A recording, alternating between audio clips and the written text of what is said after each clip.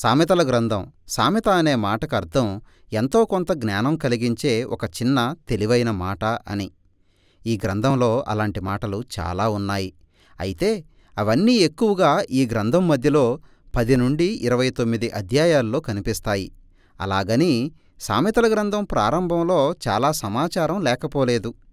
1 నుండి 9 అధ్యాయాలు, 30 నుండి 31 అధ్యాయాలు. ఈ గ్రంథం 1వ అధ్యాయం 1 నుంచి 9 వచనాల్లో దీని ఉపోద్ఘాతం చూస్తాం. అది ఈ గ్రంథ కృత్రత్వాన్ని సొలొమోను రాజుకు ఆపాదించింది. 1 రాజులు 3వ అధ్యాయంలో గాథ గుర్తుందా? ఇశ్రాయేలు రాజ్యాన్ని సరిగా పాలించడానికి తగిన జ్ఞానం దయచేయమని సొలొమోను దేవుణ్ణి వేడుకొన్నాడు. ప్రాచీన ప్రపంచంలోకెల్లా సొలొమోను అత్యంత జ్ఞానవంతుడు అని పిలువబడ్డాడు. 1 రాజుల గ్రంథం 4వ అధ్యాయంలో అతడు కొన్ని వేల సామెతలు, గీతాలు రాశాడని, మొక్కల గురించి, జంతువుల గురించి గొప్ప పరిశోధన చేశాడని తెలుసుకుంటాం. కాబట్టి సొలొమోను ఇశ్రాయేలు జ్ఞాన సాహిత్యానికి ఒక మకుటం లాంటివాడు. ఈ గ్రంథంలో రాసి ఉన్నదంతా పూర్తిగా సొలొమోను వ్యక్తిగతంగా రాయకపోయినా ఇశ్రాయేలు జ్ఞాన సాహిత్యం ప్రారంభంలో సొలొమోను ఉన్నాడు. ఈ గ్రంథం చదవడం ద్వారా మనం కూడా జ్ఞానం పొందవచ్చు. జ్ఞానం అంటే మనలో చాలామందికి తెలివి అని తెలుసు. కానీ హీబ్రూ పదం హోక్మాకి అర్థం అది కేవలం మన మానసిక చురుకుదనం కంటే, కార్యాచరణ కంటే మించింది. కాబట్టి ఒక నైపుణ్యం లేక జ్ఞానయుక్తంగా చేసే పని గురించి తీసుకుందాం. నిర్గమాకాండం 31వ అధ్యాయంలో ఇశ్రాయేలులో ఉన్న కళాకారులు, నిపుణులు ఈ హోక్మాని కలిగి ఉన్నారు అని చెప్పవచ్చు. కాబట్టి ఈ గ్రంథం ఉద్దేశం మనం దేవుని ఈ లోకంలో మంచిగా జీవించడానికి, కొన్ని నైపుణ్యాలను సంపాదించుకోవడానికి మనకి సహాయపడుతుంది. యెహోవా యందలి భయం. ఇక్కడ భయం అంటే మనల్ని బెదరగొట్టే విషయం కాదు. అది దేవుని గురించి, ఈ విశ్వంలో మన స్థానం గురించి ఒక ఆరోగ్యవంతమైన అవగాహన. నేను దేవుణ్ణి కాను అని, మంచి చెడుల విషయంలో ఏది సరైందో, ఏది దుర్మార్గమైందో అనే విషయాలు నా అవగాహనకు చెందిన విషయాలు కావు అని గ్రహించగలిగే ఒక నైతిక స్థితి. దానికి బదులు నన్ను నేను దేవుని ముందు తగ్గించుకుని, మంచి చెడుల విషయంలో దేవుని నిర్వచనానికి తలొగ్గి ఉండాలి. అది నాకు అసౌకర్యంగా ఉన్నా సరే. ఈ ఉపోద్ఘాతం మనల్ని ఈ గ్రంథం 1 నుండి 9 అధ్యాయాల్లోని మొదటి భాగంలోకి నడిపిస్తుంది. ఈ భాగంలో ఏవో ఒక్కొక్క లైను సామెతలు కాక, ఒక తండ్రి తన కొడుకుకి చేసిన 10 ఉపన్యాసాలు ఉన్నాయి. కొడుకు ఏ విధంగా జ్ఞానం చెప్పే మాటలు వినాలి, యెహోవా యందలి భయం అనే దాన్ని ఆ విధంగా అలవరుచుకొని జీవించాలి, తద్వారా మనల్ని విజయానికి, శాంతికి నడిపించే ఒక శ్రేష్టమైన, యథార్థమైన, ఉదారత్వం నిండిన జీవితాలను కలిగి ఉండాలి అని గ్రహించాలి. మనలో స్వార్థాన్ని, గర్వాన్ని పుట్టించే బుద్ధిహీనత, చెడ్డ నిర్ణయాల గురించి ఆ తండ్రి తన కొడుకుని హెచ్చరిస్తున్నాడు. కాబట్టి ఆ కొడుకు జ్ఞాన సంపాదన, యెహోవా యందలి భయం అనే వాటిని తన జీవితంలో అత్యున్నతమైన గురిగా పెట్టుకోవాలి. ఈ గ్రంథంలోని సందేశం అంతా ఈ విధమైన ఆలోచనా విధానంపై ఆధారపడి ఉంది. తన కొడుకుకి ఆ తండ్రి ఇచ్చే సందేశాలను బట్టి జ్ఞాన సాహిత్యం అంటే ఏమిటో, ఏ విధంగా అది బైబిల్లోని ఇతర గ్రంథాలకు భిన్నంగా ఉందో తెలుపుతుంది. ఈ జ్ఞాన సాహిత్య గ్రంథాలు ఈ దేవుని సృష్టిలో ఏ విధంగా మంచిగా జీవించాలో తెలుపుతాయి. అయితే జ్ఞానం అంటే మోషే సీనాయి కొండ దగ్గర ఇశ్రాయేలీయులకు ఇచ్చిన ధర్మశాస్త్రం కాదు. అలాగే అది ప్రవచనంగాని, దేవుని సేవకులు చేసే దైవికమైన ప్రసంగాలుగాని కాదు. ఈ జ్ఞాన సాహిత్యం దేవుణ్ణి, ఇతర మానవుల్ని గణపరిచే విధంగా మనం జీవించడానికి సహాయకరంగా ఉంది. అది తరతరాలుగా దేవుని ప్రజల నుండి సంగ్రహించిన లోతైన అవగాహన. కాబట్టి జ్ఞానం గురించిన ఈ మానవుల మాటలు సామెతల గ్రంథం రూపంలో దేవుని ప్రజలకు తెలివి పుట్టించే ఆయన మాటగా మనకి అందింది. 1 నుండి 9 అధ్యాయాల్లో జ్ఞానం అనే స్త్రీ ఆలపించే 4 గీతాలు చూస్తాం. ఆమె జ్ఞానమంతా ఒక స్త్రీలాగా పద్యరూపంలో వ్యక్తీకరించబడింది. ఆమె తన మాటలపై ధ్యానముంచమని సమస్త మానవాళిని పిలుస్తుంది. జ్ఞానం తాను ఈ విశ్వమంతట్లో అల్లుకుపోయి ఉన్నానని, ప్రజలు తెలివిగల నిర్ణయాలు తీసుకున్నప్పుడల్లా వారు తనపై ఆధారపడ్డారని చెప్పింది.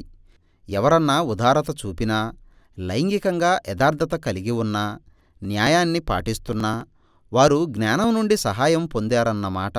ఈ జ్ఞానం అనే స్త్రీ ఆలపించే గీతాలు మనం దేవుని నైతిక విశ్వంలో చూస్తున్నామని, మంచితనం, న్యాయం అనే వాటిని నిర్లక్ష్యం చేస్తే అది మన నాశనానికి దారితీస్తుందని బోధిస్తాయి. కాబట్టి దేవునికి భయపడి జ్ఞానయుక్తంగా జీవించడమే ఈ లోకంలో సరిగా జీవించడం. కాబట్టి ఒక తండ్రి నుండి, జ్ఞానం అనే స్త్రీ నుండి వచ్చిన ఈ ప్రసంగాలు, ఈ గ్రంథం మనకి బలంగా చెబుతున్నదేమిటంటే, ఏవో కొన్ని మంచి సలహాలను చదవడం లేదని, గతించిన తరాల అనుభవాలపై ఆధారపడి జ్ఞానాన్ని నేర్చుకోమని దేవుడు మనకి పంపిన ఒక ఆహ్వానం అని. ఇక ఈ గ్రంథం రెండో భాగమైన 10 నుండి 29 అధ్యాయాల్లో ప్రాచీన కాలంలోని వందల కొద్దీ సామెతలు చూస్తాం. అవి మన జీవితంలో మనం ఊహించగలిగే ప్రతి అంశానికి, అంటే కుటుంబం, పని, పరిసరాలు, స్నేహం, సెక్స్, వివాహం, డబ్బు, కోపం, క్షమాపణ, మద్యం, అప్పులు, ఇలా అన్నిటికీ యెహోవా యందలి భయం అనే జ్ఞానాన్ని అన్వయించి బోధిస్తాయి. అదే సమయంలో అవన్నీ 1 నుండి 9 అధ్యాయాల్లోని విలువల దృష్టిలో చర్చించబడ్డాయి. ఇవి చాలా చిన్న చిన్న సామెతలు కాబట్టి వాటిని నేర్చుకోవడం తేలిక. నిజానికి గ్రంథంలోని ఈ భాగం మనం మన జీవితంలో మాటిమాటికి చదువుకుంటూ మనల్ని మనం సరిచేసుకోవడానికి ఉద్దేశించబడ్డాయి. అందువలన ఈ సామెతలను చదవడానికి కొన్ని ముఖ్యమైన పద్ధతులు ఉన్నాయి. మొదటిగా, స్వాభావికంగా ఈ సామెతలన్నీ మనకి జరిగే అవకాశాలున్న వాటి గురించే. కాబట్టి మనం దేవునిపై భయభక్తులు కలిగి తెలివైన మంచి నిర్ణయాలు తీసుకుంటే జీవితంలో మనకి మంచి జరుగుతుంది. నీకు దేవునిలో భయభక్తులు లేకపోతే నీవు బుద్ధిహీనుడివి. నీ జీవితం సాఫీగా నడవదు. అయితే ఇది తరచుగా జరిగే సత్యం అయినా ఎల్లప్పుడూ అలా ఉండదు. ఇది మనల్ని తరువాతి అంశంలోకి తీసుకెళ్తుంది. ఈ సామెతలు వాగ్దానాలు కాదు, అవి విజయానికి సూత్రాలు కావు. ఉదాహరణకి, యెహోవా యందలి భయం దీర్ఘాయుష్షుకు మూలం. దుష్టుల సంవత్సరాలు తగ్గించబడతాయి. బాలుడు నడవవలసిన త్రోవను వానికి నేర్పుము, వాడు వృద్ధుడైనను దాని నుండి తొలగిపోడు. ఇలాంటివి. నిజమే, దేవునిపై భయభక్తులు కలిగి మంచి నైతిక జీవితం గడిపితే నీవొక శ్రేష్టమైన దీర్ఘమైన జీవితం కలిగి ఉండే అవకాశం ఉంది. మీ పిల్లల్ని ప్రేమగల మంచి వాతావరణంలో పెంచితే వారు చక్కగా స్థిరపడే అవకాశం ఉంది. అయితే వీటికి పూర్తిగా భరోసా ఏమీ లేదు. మన ఈ లోకంలో ఎన్నో విషయాలు తరచుగా మనకి వ్యతిరేకంగా జరుగుతాయి. కాబట్టి సామెతలు ఒక సాధారణమైన నియమాన్ని మనకి బోధిస్తాయి. కానీ అవి అదే విధంగా తప్పక జరగాలని లేదు. జ్ఞాన సాహిత్యం ఈ విషయంలో స్పష్టంగా ఉంది. ఈ అంశం జ్ఞాన సాహిత్యంలో మిగిలిన యోబు, ప్రసంగి గ్రంథాల్లో మరింత వివరంగా చర్చించారు. అవి ఈ జీవితం సాధారణమైన సూత్రాలపై నడిచేది కాదని, అది అతి సంక్లిష్టమైందని వివరించాయి. కాబట్టి మన జీవితం గురించిన విశాలమైన అవగాహన కోసం ఈ జ్ఞాన గ్రంథాలన్నింటినీ కలిపి చదవాలి. ఇదంతా మనల్ని ఈ గ్రంథం చివరి భాగానికి నడిపించింది. మొదట ఆగూరు అనే ఒక వ్యక్తి రాసిన గీతాలు. అతడు తన అవగాహనలేమిని, బుద్ధిహీనతని, తనకు దేవుని జ్ఞానం చాలా అవసరమని అంగీకరిస్తూ ప్రారంభించాడు. సరైన విధంగా ఎలా జీవించాలో బోధించే లేఖనాల ద్వారానే తనకి జ్ఞానం కలిగిందని అతడు గ్రహించాడు. కాబట్టి ఆగూరు సామెతల గ్రంథాన్ని బాగా ధ్యానించే వ్యక్తికి ఒక ఉదాహరణగా ఉన్నాడు. లేఖనాల్లో దాగి ఉన్న దేవుని జ్ఞానాన్ని తెలుసుకోవడానికి ఎల్లప్పుడూ సిద్ధంగా ఉండే వ్యక్తికి ఇతడు సూచనగా ఉన్నాడు. ఈ గ్రంథంలోని చివరి గీతాలు లెమూయేలు అనే యూదేతర రాజుకు ఆపాదించబడ్డాయి. అతడు తన తల్లి దగ్గర నుండి తాను పొందిన జ్ఞానాన్ని మనకు అందించాడు. తెలివిగా జీవించడం గురించి అతడు కొన్ని సలహాలనిచ్చాడు. ఇక ఈ గ్రంథం చివరి గీతం ఒక అక్షరమాల వంటిది.